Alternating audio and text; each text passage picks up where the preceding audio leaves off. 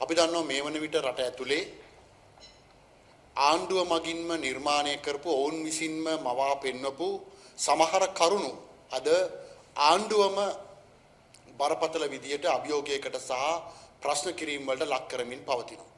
මේ ආණ්ඩුව බිහි වෙන්නෙම පරමාදර්ශීව නීතිය ක්‍රියාත්මක කරන මීට පෙර තිබිච්ච දේශපාලන පක්ෂ හෝ ආණ්ඩුව වලට වඩා වෙනස් පාරක ගමන් කරන බව පෙන්눔 කරමින්.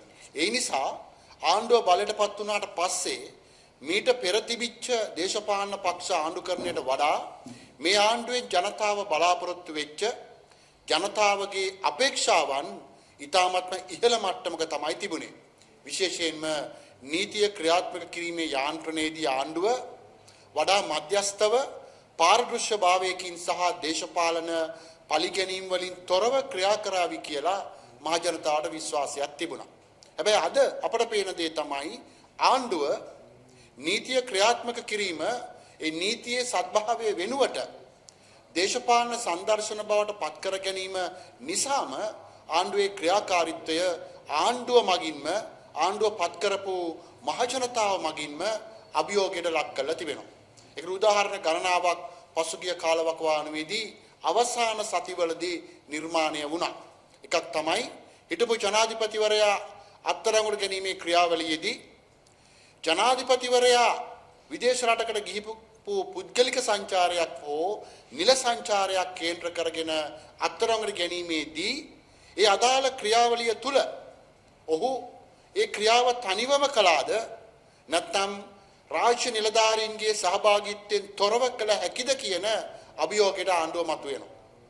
ඒ නිසා තමයි ජනාධිපති ලේකම්වරයා, විදේශ කටයුතු අමාත්‍යාංශ ලේකම්වරයා, භාණ්ඩාගාර ලේකම්වරයා, මුදල් අමාත්‍යාංශ ලේකම්වරයා ඇතුළු ඒ වගකිව යුතු නිලධාරීන්ව ප්‍රශ්න කිරීම හෝ ඔවුන් නීතිය හමුවට ගෙනීම මගහැරලා එකපාරටම ජනාධිපතිවරයාව අත්අඩංගුවට අර ගැනීම නිසා රටේ ප්‍රබල විරෝධයකට ආණ්ඩුව ලක් වෙනවා. ඒ නිසා අපට පේන දේ තමයි ආණ්ඩුව නීතිය ක්‍රියාත්මක කිරීමේ මුවාවෙන් Tamanගේ අඩුපාඩු වසා ගැනීම සඳහා නීතිය සංදර්ශනයක් බවට පත් කිරීමේ ප්‍රතිවිපාක අත්විඳිනවා. අපි දැක්කා මීට කලකට පෙර ජනාධිපති සමාව ලබා දීම සම්බන්ධ සිද්ධියකට හිටපු බන්ධනාගාර කොමසාරිස්වරයා අත්අඩංගුවට ගන්නවා. හැබැයි ਉਹ අත්අඩංගුවට ගත්තට පස්සේ තමයි පොලිසිය විමර්ශන කණ්ඩායම් ඔහුට චෝදනා ගුණ කිරීම සඳහා වන වැඩිදුර කරුණු විමර්ශනය කරන්න පටන් ගන්නෙ. ඒ නිසා ආණ්ඩුව නීතිය ක්‍රියාත්මක කිරීමේදී නිසි පරිදි කාලය අරගෙන යුක්ති සහගත විදියට සහ නීතියේ සත්භාවය මැද නීතිය ක්‍රියාත්මක කරනවා වෙනුවට හදිස්සියේ කලබලය ගන්න තීරණ නැත්නම් ජනතාවට ඔවුන් දීපු මූලික පොරොන්දු ඉෂ්ට කරගත නොහැකි වීම මත ඇතිවන අප්‍රසාදය වළක්වා ගැනීමට ගනු ලබන හදිස්සි තීරණ ඔවුන්ට බූමරංගයක් වන බව දැන් ජනතාව විසින්ම ඔවුන්ට අවබෝධ කරලා දීලා තිබෙනවා. මේකේ අවසානයේ සිදුවෙච්ච ආසන්නතම සිදුවීම තමයි අයිස් මත්ද්‍රව්‍ය නිෂ්පාදනයට යොදා ගන්නා රසායන ද්‍රව්‍ය අඩංගු කන්ටේනර් දෙකක් හම්බන්තොට මිද්දෙනිය ප්‍රදේශයෙන් හමුවීම සම්බන්ධ සිද්ධිය. අපි දන්නවා මේ ආණ්ඩුව බලයටපත් වුණාට පස්සේ මේ අවුරුදු ජනවාරි මාසයේ වන විට ආందోලනාත්මක විදියට හදිස්සි තදබදයක් මැද්දේ රතු ලේබල් තිබිච්ච කන්ටේනර් 325කට ආසන්න ප්‍රමාණයක් මුදා හැරීම සම්බන්ධව විශාල ගැටලුවක් මතුවුණා. සමගි ජන බලවේගය නියෝජනය කරමින් වෘත්තීය සංගම්, දේශපාලකයන්, නීතිඥවරුන් එම සිද්ධිය සම්බන්ධයෙන් අපරාධ පරීක්ෂණ දෙපාර්තමේන්තුවට සහ වගකිව යුතු අංශවලට පැමිණිලි කළා. විශේෂයෙන්ම ජනාධිපතිවරයා මගින්ම මේ කන්ටේනර් සිද්ධිය සම්බන්ධව විමර්ශනය කළා, නිරීක්ෂණ සහ නිර්දේශ තුලත් වාර්තාවක් නිකුත් කිරීම සඳහා කමිටුවක් පත් කරනවා. එම කමිටුව නිර්දේශ සහිත වාර්තාවක් ජනාධිපතිවරයාට ඉදිරිපත් කරනවා. හැබැයි ඒ නිර්දේශ සහිත වාර්තාව ඉදිරිපත් කළා දැන් මාස 3කට වැඩි කාලයක් ගත වෙලා තිබෙනවා. අදටත් මේ කන්ටේනර් වහලුම් 323කට ආසන්න ප්‍රමාණය නිදහස් කිරීම සම්බන්ධව ඒ විශේෂඥ කමිටුව ලබා දීපු නිර්දේශ ක්‍රියාත්මක කරන්න ජනාධිපතිවරයා හෝ නීතිපති දෙපාර්තමේන්තුව හෝ රේගුව හෝ සමත් වෙලා නැහැ.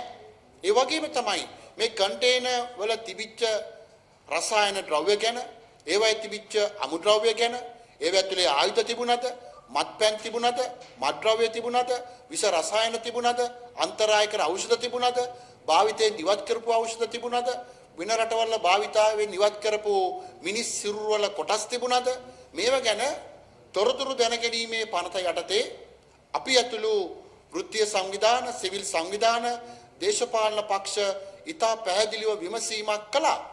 හැබැයි නීතියේ පාරදෘශ්‍යභාවය ගැන, ආණ්ඩුකරණයේ පාරදෘශ්‍යභාවය, විනිවිදභාවය ගැන ජනතාවට විශාල බලාපොරොත්තුවක් දීලා ආපු මේ ආණ්ඩුව අවම තරමේ තොරතුරු දැනගැනීමේ පනත යටතේවත් එම තොරතුරු හෙළි කරන්න මේ දක්වා සමත් වෙලා නැහැ.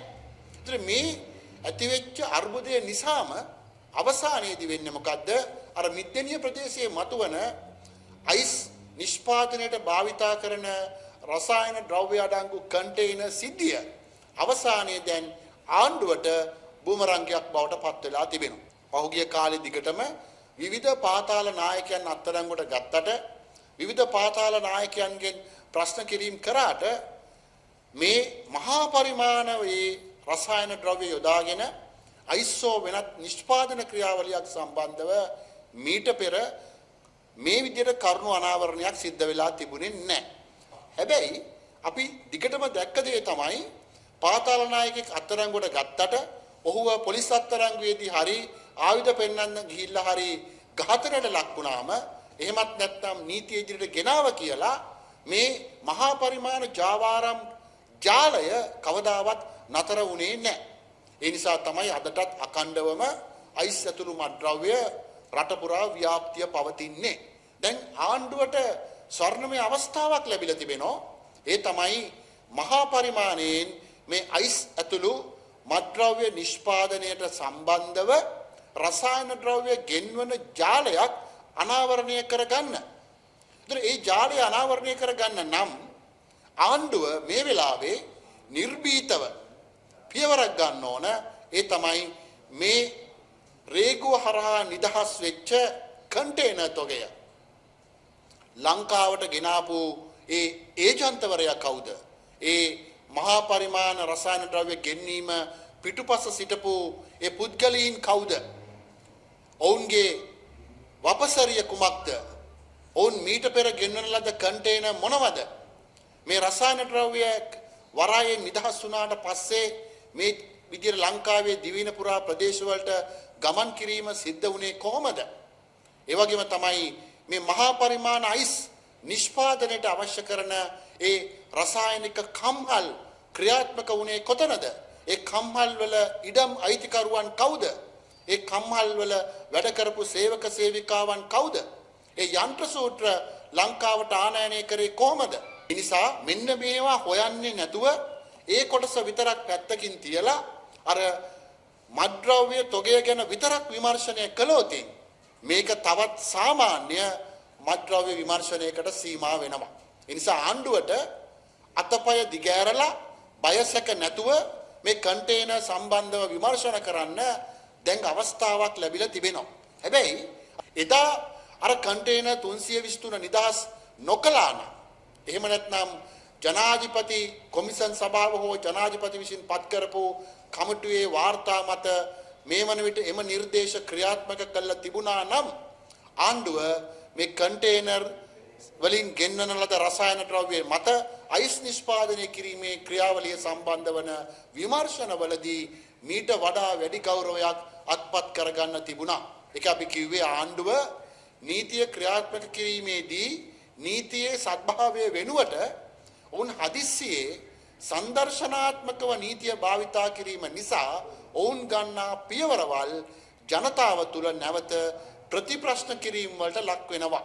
ඒ නිසා අයිස් නිෂ්පාදනය කිරීම සඳහා ගෙන්වන විවිධාකාරයේ රසායන ද්‍රව්‍ය ගැන මීට පස්සේ මීට ඉදිරියට රේගුවට විශේෂ ගැසට් නිවේදන මගින් අනිවාර්යයෙන්ම ක්‍රියාත්මක කරන්න සිද්ධ වෙනවා. ඒ නිසා මම හිතන්නේ මේක ආණ්ඩුවට හොඳ අවස්ථාවක්. සත්‍ය වශයෙන්ම වුන්ට අවශ්‍ය නම් මේ සම්පූර්ණ මත්පැන් මත්ද්‍රව්‍ය ජාලය නතර කරන්න මේ වෙලාවේ ආණ්ඩුව මේකෙන් උපරිම ප්‍රයෝජන ගන්න ඕන.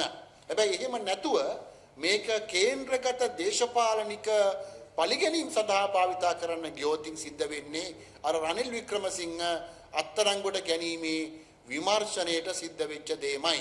අපි ඒ වගේ අවාසනාවන්ත තත්ත්වයක් බලාපොරොත්තු වෙන්නේ නැහැ මේ අයිස් අඩංගු කන්ටේනර් හමුවීමේ ක්‍රියාවලිය තුලදී.